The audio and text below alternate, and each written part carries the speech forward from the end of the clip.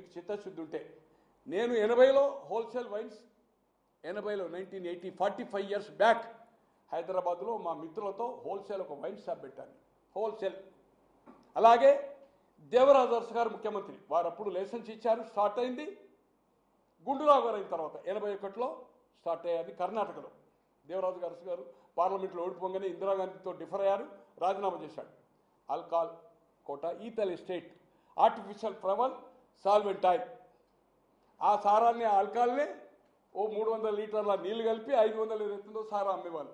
అదే అంతకుముందు బాటలు ఉంటే రామారావు గారు వచ్చిన తర్వాత బాటలు పోయి పాకెట్లు చేశారు, అక్రమ పాకెట్లు కూడా చేశారు.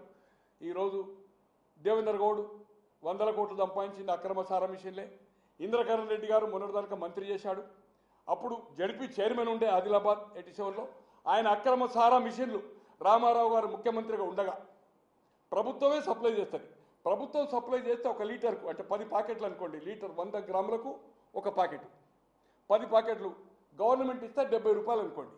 మనమే ఆల్కహాల్ తెచ్చుకొని ఆ సాచెట్ మిషన్లో నీళ్ళు పోసి కొట్టేది ఉంటుంది ఏదైతుందో సేమ్ అదే టేస్ట్ మనకు ఏదైతుందో 30 రూపాయలకి అవుతుంది. అంటే 40 రూపాయలు డైరెక్ట్ జీరో అనుకోవాలండి, జీరో. తో అటువంటి సారా మిషన్లు, అక్రమ సారా మిషన్లు నిర్మల్లో 2, ఆదిలాబాద్ 1. ఈరోజు పత్రికల్లో బంధించున్నాయి, ఆ పత్రికలు నా దగ్గర లేవనుకోండి. Is the fact.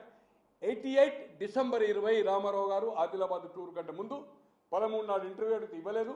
మీరు వచ్చే లోపల ఈ అక్రమ సారా మిషన్ నిర్మల్ 2, తర్వాత సిర్పూర్ కాదున్నారు, ఈ 3 గిట్ట మీరు చేయకపోతే హైదరాబాద్ నుంచి పత్రికా విలేకరులను, ప్రతిపక్ష నాయకులను తీసుకెళ్లి ఆ సారా మిషన్లు పబ్లిక్ ద్వారా ఏదైతే ఊడబీకి వచ్చి మీ సాగర్ టాకీస్ గేటు ముందు, సాగర్ టాకీస్ అంటే హ్యాబిట్స్ ఇంట్లో ఉండేవారు రామారావు గారు.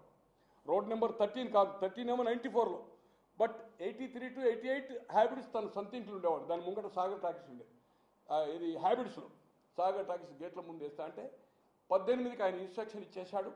18 నాడు అక్కడ సారా మిషన్లు సీజ్ చేసేశాడు. ZP chairman elected by direct.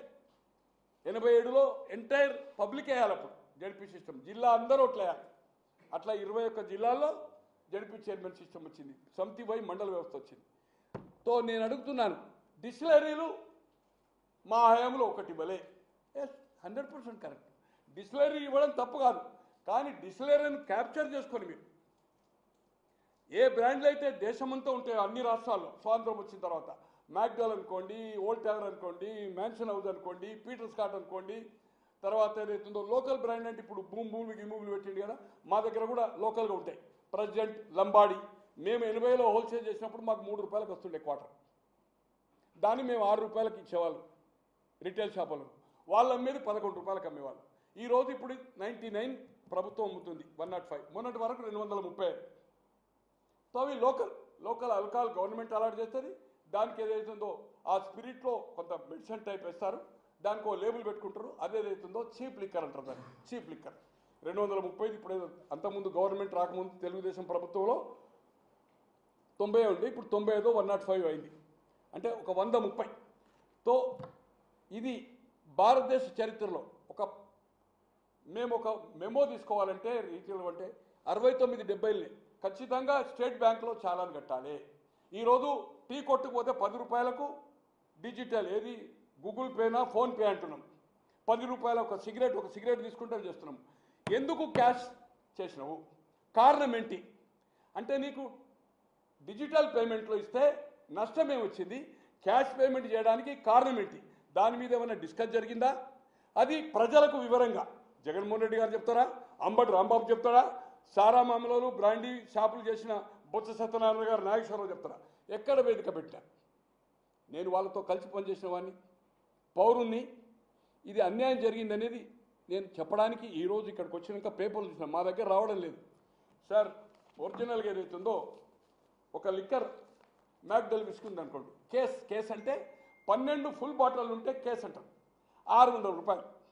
ఎక్కడ మ్యాక్డోల్ తెలంగాణలో ఇచ్చినా, కేరళలో ఇచ్చినా, కర్ణాటకలో ఇచ్చినా, తమిళనాడు ఇచ్చినా, మహారాష్ట్ర ఇచ్చినా, ఇక్కడంతా 1300.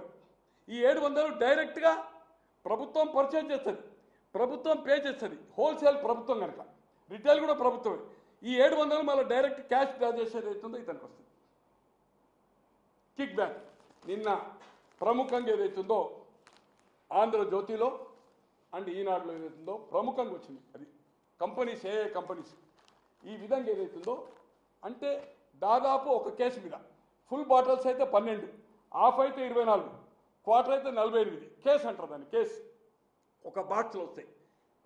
ఫుల్ బాటిల్కి ఏదైతుందో 700 ఉంటే హాఫ్ బాటిల్కి ఏదైతుందో ఈ label charge and bottle charge ఉంటుంది కదా, 15-20 రూపాయలు ఎక్కువ ఉంటుంది. క్వార్టర్కి ఏదైతుందో ఇంకో 30 రూపాయలు ఉంటుంది. 700 ఉంటే 720, 750 అవుతుంది. ఈ విధంగా ఏదైతుందో కిక్ బ్యాక్స్ ఈరోజు కొన్ని పత్రికల్లో కథనాలు చూసినప్పుడు 3,200 కోట్ల రూపాయలే కిక్ బ్యాక్ అనేది స్టోరీ వస్తున్నది.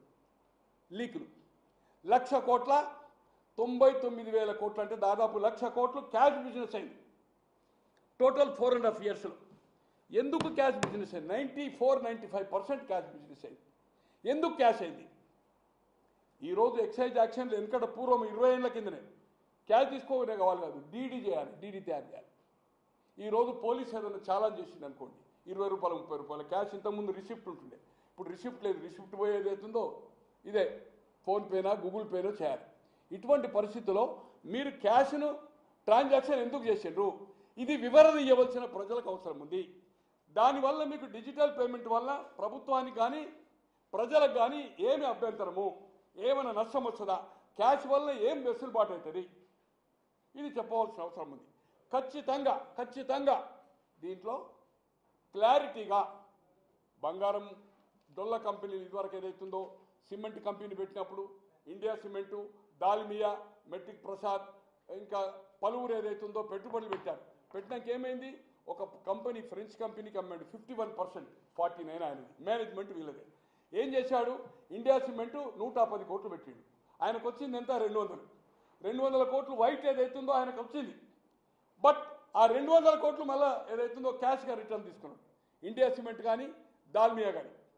అదే సేమ్ పద్ధతిలో ఏ విధంగానైతే సిమెంట్ కంపెనీలో కానీ సాక్షిలో కానీ పెట్టుబడులు ఎలాగైతే వచ్చినాయో ఇదే సిస్టమ్ ఏదైతుందో ఈ లిక్కర్ పాలసీలో కూడా సేమ్ అడాప్ట్ చేయడం జరిగింది. నేను అడుగుతున్నాను, సజ్జల శ్రీధర్ రెడ్డి గారు ఎస్పీవై రెడ్డి గారి అల్లుడు బిడ్డనిచ్చిండు. అది మీరు టేక్ ఓవర్ చేసి మీరు ఏదైతుందో బ్రాండ్ చేసిందా వాస్తవా కదా? ఈరోజు పాలసీ డిసిషన్ అనేది ప్రభుత్వం అయితే సబ్ కమిటీ, అధికారులు ఎక్సైజ్ అధికారులు. విజయసాయి రెడ్డి గారి ఇంట్లో హైదరాబాద్లో కూర్చుని డిస్కషన్ జరిగిందని ఆయన ఓపెన్గా చెప్పాడు. ఇక్కడ ఒకసారి జరిగింది, తర్వాత నేను దాని గురించి పట్టించుకోలే. ఇప్పుడు కొంతే చెప్పాను, రాబోయే రోజుల్లో మొత్తం బట్టలు ఎక్కడికక్కడికి ఇప్పుతా చెప్పాడు. కర్త కర్మ ఎవ్రీథింగ్ రాజ్ కసిరెడ్డి అని చెప్పాడు. ఈరోజు రన్ చేసింది రాజ్ కసిరెడ్డి. కరెక్ట్గా టెలిఫోన్లు దొరికాయి, కన్వర్జేషన్ దొరికింది. డొల్లా కంపెనీలకు ఏదైతుందో బంగారం ఏదైతుందో డిస్టిలరీ కంపెనీ వాళ్ళు బంగారం కొని బంగారం ఎట్లా చేసిండ్రు ఇవన్నీ బయటకు వచ్చాయి. ఖచ్చితంగా దీంట్లో ఏదైతుందో దొరికిపోయాడు. కాకున్నా మీ పార్టీ పక్షాన మీరు ఈరోజు డిస్టిలరీలు ఇవ్వలే, డిస్టిలరీ ఇచ్చే అవసరం లేదు.